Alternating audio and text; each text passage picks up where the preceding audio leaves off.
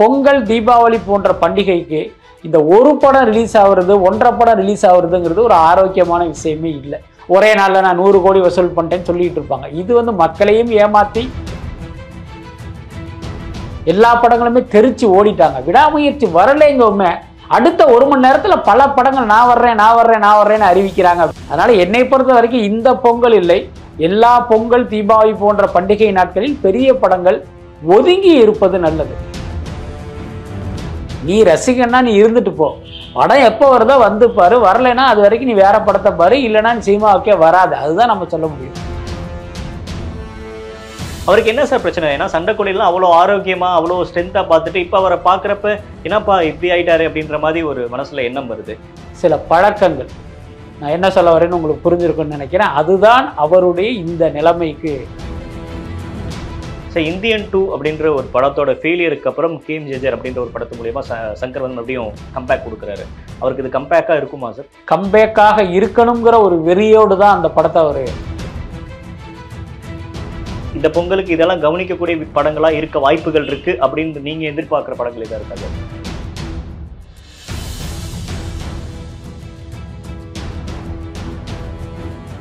Sir பொங்கலை பொறுத்த வரைக்கும் சினிமா லவர்ஸ் எல்லாருக்கும் ரொம்ப பிடித்தமான ஒரு விஷயம் என்னன்னா நிறைய படங்கள் வந்து வெளியாகுது.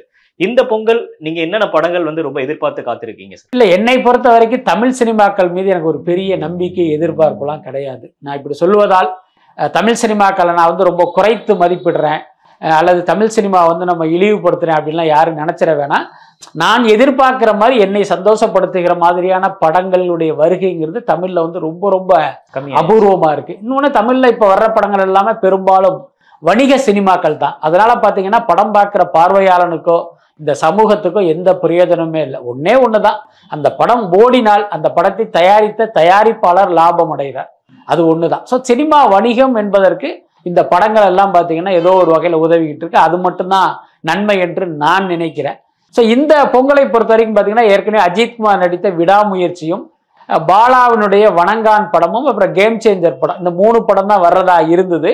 அதிலும் கூட விடாமுயற்சி வந்தால் வணங்கான் போன்ற படங்கள் வந்து சில வாரங்கள் தள்ளி போவதற்கான ஒரு சூழல்லாம் இங்கே இருந்தது. ஆனால் திடீர்னு யாருமே எதிர்பாராமல் விடாமுயற்சி படம் பொங்கலுக்கு வரலேன்னு அறிவிச்சிட்டாங்க. அதனால பார்த்தீங்கன்னா கிட்டத்தட்ட 7-8 படங்கள் இந்த பொங்கலுக்கு வருது. இதுல எந்த படம் வெற்றி வாகை சூடும் அப்படிங்கிற ஆர்வத்தை நம்ம சொல்ல முடியாது. அதே நேரம் பொங்கல் தீபாவளி போன்ற பண்டிகைக்கு இந்த ஒரு படம் ரிலீஸ் ஆகுறது, ஒன்றரை படம் ரிலீஸ் ஆகுறதுங்கிறது ஒரு ஆரோக்கியமான விஷயமே இல்லை.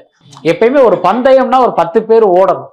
அதுல ஒருத்தன் கப்பு வாங்குவான், இன்னொருத்தன் ரன்னர் அப் வாங்குவான், இன்னொருத்தன் 3ஆவதா வருவான். அதுதானே ஒரு பந்தயத்துக்கான அழகு.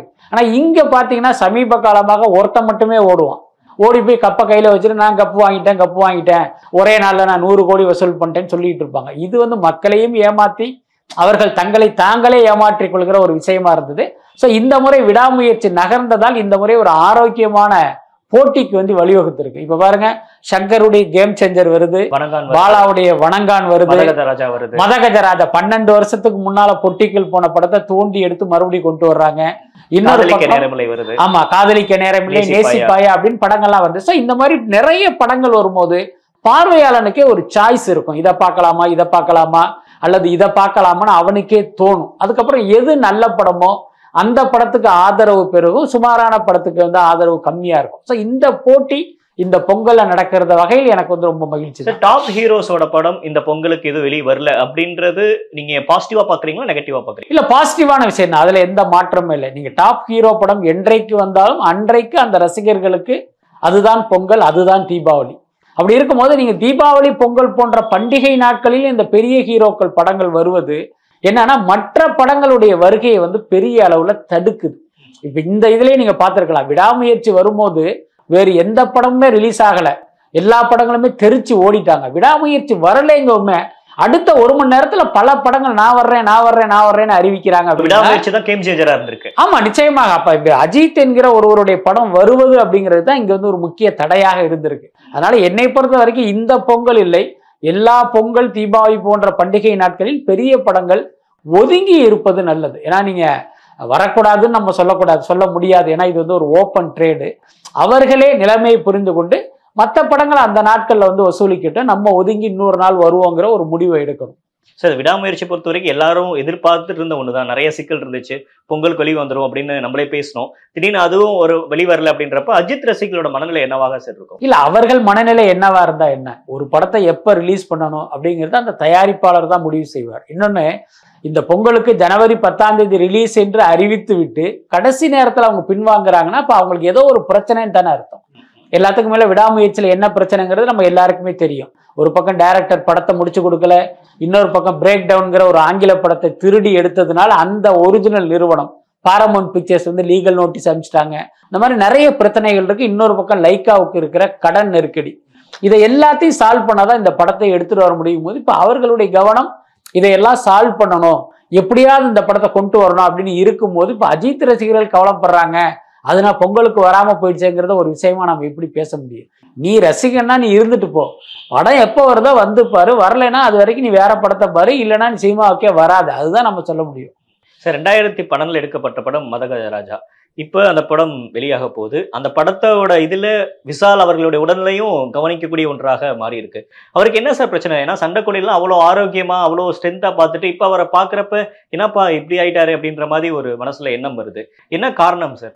விஷாலுடைய உடல்நிலையை குறித்து நிறைய தகவல்கள், அதுல எது உண்மை எது வதந்தி அப்படின்னு இனம் பிரிக்க முடியாத அளவுக்கு நிறைய கதைகள்லாம் உலவிக்கிட்டு இருக்கு. அதே நேரம் அந்த விழாவில் விஷாலுடைய கை நடுக்கத்தை மீடியாக்கள் கவனிச்சாங்க.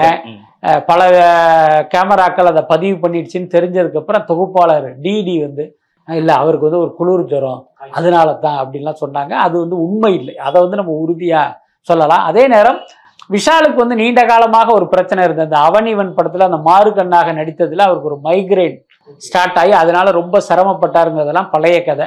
ஆனா இப்ப சமீப கால விஷாலுடைய இந்த நிலைமைக்கு அதெல்லாம் காரணம் இல்லை அப்படிங்கிறத உண்மை. அவருக்கு ஏற்பட்ட சில பழக்கங்கள், நான் என்ன சொல்ல வரேன்னு உங்களுக்கு புரிஞ்சிருக்குன்னு நினைக்கிறேன், அதுதான் அவருடைய இந்த நிலைமைக்கு காரணம். என்னை பொறுத்த வரைக்கும் விஷால்லாம் பார்த்தீங்கன்னா ஒரு திறமையான நடிகர், இன்னும் சொல்ல போனா ஒரு சமூக அக்கறை கொண்ட பொறுப்புமிக்க ஒரு கலைஞர். ஆனா இந்த மாதிரியான ஒரு தீய பழக்கத்தினால் வந்து தன்னுடைய கெரியரை இழந்து தன்னுடைய ஆரோக்கியத்தை இழந்து ஒரு நோயாளியா இன்னைக்கு நிக்கிற ஒரு சூழல் ஏற்பட்டிருக்கு. அது உண்மையிலேயே நமக்கெல்லாம் ஒரு வருத்தத்தை கொடுக்குது. இப்ப 2012 அந்த காலகட்டத்தை எடுக்கப்படும் இப்ப கனெக்ட் பண்ணிக்க முடியுமா சார் ஆடியன்ஸோட? இப்ப நிறைய விஷயங்கள் மாறி இருக்கு, எப்படி சார் அது? இல்ல அது வந்து ஒரு பெரிய கேள்விதான். இன்னொன்னு, இதே மாதிரி கிடப்பில் கடந்து பல வருடங்கள் கழித்து வெளியாகிற படங்கள் பல நேரங்களில் பார்த்தீங்கன்னா வெற்றி பெற்றதில்லை. அதுதான் கடந்த கால வரலாறு. இதை கமல் நடித்த நானும் ஒரு தொழிலாளின்னு ஒரு படம் பல வருடம் கேப்ல கடந்து அதுக்கப்புறமா ரிலீஸ் ஆச்சு, படம் வந்து ஓடவே இல்லை. அவர் சரத்குமார் நடித்த மகாபிரபுன்னு ஒரு படம் விஷாலுடைய அப்பா தயாரிச்சாரு, பல வருடங்கள் கடந்து வெளியில வந்துச்சு, படம் ஓடலை. இந்த மாதிரி நிறைய படங்களை உதாரணம் சொல்லலாம். அதே நேரம் இந்த மதகஜராஜா இந்த பட்டியலில் சேருமா அப்படிங்கிற ஒரு சின்ன கேள்வியும் இருக்கு. என்னன்னா இப்ப இந்த படம் ரிலீஸ் ஆக போகுதுன்னு தெரிஞ்சதுக்கு பிறகு இதனுடைய டீசர்ஸ் இதனுடைய வீடியோ துணுக்குகள்லாம் சோசியல் மீடியாவில் ஷேர் பண்றாங்க. அந்த பாடலும் சரி சந்தானத்தினுடைய காமெடியும் சரி பார்த்தீங்கன்னா பயங்கர அல்டிமேட் மியூசிக். அதுல ஆமா மியூசிக்கை ரசிக்கிற கூட்டம் கம்மி, ஆனா இந்த விஷயங்கள் வந்து பாமர மக்களுக்கு ரொம்ப பிடிக்கும். அதனால ஒருவேளை பொங்கல் ரேஸ்ல இந்த படம் கப்படிப்பதற்கே வாய்ப்பு இருக்கு அப்படிங்கிற அளவுக்கு அந்த படம் வந்து பெரிய அளவுல ரசிக்கப்படுது. இதுக்கு இடையில பாத்தீங்கன்னா அந்த படம் ரிலீஸ் ஆகுமாங்கிற கேள்வி இப்ப இருக்கு. என்னன்னா அந்த படத்துக்கு கடன் கொடுத்த ஒரு ஃபைனான்சியர் வந்து இப்ப வழக்கு தொடுக்கிறாரு. அதனால் ஒருவேளை இந்த படம் ரிலீஸ் ஆகாமல் போவதற்கும் வாய்ப்பு இருக்கு. இந்தியன் 2 அப்படின்ற ஒரு படத்தோட ஃபெயிலியருக்கு அப்புறம் கேஎம்ஜேஜர் அப்படின்ற ஒரு படத்து மூலியமா சங்கர் வந்து மறுபடியும் கம்பேக் கொடுக்குறாரு. அவருக்கு இது கம்பேக்கா இருக்குமா சார்? இல்ல அந்த ஆர்வத்தை நம்ம சொல்ல முடியாது. கம்பேக்காக இருக்கணுங்கிற ஒரு வெறியோடு தான் அந்த படத்தை அவர் ஒர்க் பண்ணியிருப்பார் அப்படின்னு நம்ம புரிஞ்சுக்கலாம். சமீபத்தில் கூட ஒரு சம்பவம் நடந்தது, நேற்று கூட எங்கள் வீடியோவில் சொல்லியிருந்தேன். என்னன்னா இந்தியன் 2 படம் ஃப்ளாப் ஆகி அங்கே என்ன பண்ணிட்டாங்களா, தில்ராஜை போய் அவருடைய நண்பர்கள்லாம் வந்து பயங்கரமா ஒரு ட்ரால் பண்ணியிருக்காங்க. என்னன்னா நீ வந்து உன்னுடைய மொத்த இன்வெஸ்ட்மெண்ட்டையுமே கேம் சேஞ்சரில் போட்ட, இப்போ இவர் வந்து ஒரு மொக்க படத்தை கொடுத்துட்டாரு, இதே மாதிரி இந்த படமும் இருந்தால் உன் நிலைமை அவ்வளவுதான், நீ காலி அப்படிங்கிற மாதிரிலாம் சொல்ல அவர் உண்மையிலே பயந்துட்டாராம். அதுலேயே பயங்கர அப்செட் ஆகிட்டாராம். அதுக்கப்புறம் என்னன்னா சங்கரை மீட் பண்ணும்போது இந்த தகவலை அவர் ஷேர் பண்ணியிருக்காரு. இந்த மாதிரி எல்லாரும் சொல்றாங்க, நான் என்ன ரியாக்ட் பண்றதுன்னே தெரியல அப்படிங்கும்போது சங்கருக்கே ஒரு மாதிரி சங்கடம் ஆயிடுச்சு. என்னடா அது ஒரு படத்தினுடைய தோல்வி எவ்வளவு பெரிய இதாயிடுச்சு, இன்னொன்று அது கேம் சேஞ்சரே பாதிக்கிற மாதிரி வந்து நிக்குதே அப்படின்ட்டு என்ன பண்ணிட்டாரா, ஓகே அப்படின்ட்டு கேம் சேஞ்சர்ல எடுத்த சில காட்சிகளை வந்து அவருக்கு போட்டு காட்டியிருக்காரு. அதை பார்த்தவனே இவர் உண்மையிலே மறந்துட்டாராம். முக்கியமா அஞ்சலி ரிலேட்டட்லாம் சில காட்சிகள்லாம் இருக்கும் போல இருக்கு. அதெல்லாம் பார்த்தவொன்னே அவர் பயங்கர சந்தோஷமாயிட்டு அதுக்கப்புறம் அவர் உற்சாகத்தோடு அந்த ரிலீஸ் வேலையை பார்க்க போயிட்டார். இதில் கூடுதல் தகவல் என்னன்னா, சங்கர் என்றைக்குமே தான் எடுத்த காட்சிகளை தயாரிப்பாளருக்கு போட்டு காட்ட மாட்டார். ஆனால் இந்த நேரத்தில் பார்த்தீங்கன்னா போட்டு காட்டலைன்னா இவரை அந்த சோர்விலிருந்து மீட்க முடியாது, அந்த துயரத்திலிருந்து அவரை மீட்க முடியாது. அதனால இதை போட்டு காட்டியிருக்காரு. இப்போ இவர் ரொம்ப உற்சாகமாக இருக்கார். இதை அவரே சமீபத்தில் அவர் ஷேர் பண்ணியிருக்காரு. அதனால இப்போ இந்த தகவல்களை எல்லாம் கேட்கும் போது, அதே நேரம் இந்த ப்ரொமோஷனில் பேசுகிற இந்த விஷயங்கள் பல நேரங்கள் பொய்யாக இருப்பதற்கும் வாய்ப்பு இருக்கு. அதனால இப்ப இந்த தகவல் ஒருவேளை உண்மையாக இருக்கும் பட்சம் கேம் சேஞ்சர் மூலமாக இவர் கம்பேக் கொடுப்பதற்கு வாய்ப்பு இருக்கு. இதை தாண்டி இந்த பொங்கலுக்கு இதெல்லாம் கவனிக்கக்கூடிய படங்களா இருக்க வாய்ப்புகள் இருக்கு அப்படின்னு நீங்க எதிர்பார்க்கிற படங்கள் எதா இருக்கா சார்? இல்ல, அந்த மாதிரி எந்த படமும் இல்லை. அதே மாதிரி இந்த 10 ஹவர்னு ஒரு படம் சொன்னாங்க, அதுதான் என்னங்கிறது தெரியல. சிபிராஜ் நடித்த ஒரு படம். அந்த படம் பார்த்தீங்கன்னா கொஞ்சம் வித்தியாசமான ஒரு த்ரில்லர். தெலுங்குல இருக்கிற ஒரு விநியோகஸ்தர் அந்த படத்தினுடைய ரீமேக் ரைட்ஸையே வாங்கிட்டாரு. ஏற்கனவே லப்பர் பந்து, கருடன்லாம் அவர் வாங்கி, அதாவது இந்த படம் நல்லா இருக்குன்னு தெரிஞ்சு வாங்கி அவருடைய மகனை வச்சு ரீமேக் பண்ற ஒரு தயாரிப்பாளர் கம் விநியோகஸ்தர். அவர் இந்த படத்தை வாங்கியிருக்காரு அப்படிங்கிற மாதிரி ஒரு தகவல் ஸோ அந்த அடிப்படையில் இது ஒரு கவனிக்கத்தக்க படமா இருக்கும் அப்படின்னு நினைக்கிறேன். அதுக்கப்புறம் என்ன படங்கள்னா, குடும்பஸ்தன் ஒரு படம், நம்ம குட் நைட் மணிகண்டன் நடித்த படம். ஆனால் அந்த படம் பொங்கலுக்கு வரப்போகுதா 24க்கு வரப்போகுதான்னு தெரியல. அந்த படம் குறித்தும் ஒரு நல்ல ரிப்போர்ட் இருக்கு. இந்த மாதிரி பார்த்தீங்கன்னா ஒரு பெரிய படங்கள் பல நேரங்களில் சொதப்பினாலும் எதிர்பாராத சின்ன படங்கள் பார்த்தீங்கன்னா ஒரு ஜாக்பாட் அடிச்சுன்னா அந்த மாதிரி ஏதாவது ஒரு சின்ன படம் இந்த பொங்கலுக்கு வாகை சூடினால் அது உண்மையிலே ஒரு மகிழ்ச்சியான விஷயமா இருக்கும். ஓகே சார், நிறைய விஷயங்கள் பகிர்ந்துக்கிட்டீங்க. இந்த படம்லாம் எப்படி வரப்போகுது அப்படின்றத நம்ம பொறுத்திருந்து பார்க்கலாம். நேரம் கொடுத்தமைக்கு நன்றி. Thank you sir. நன்றி.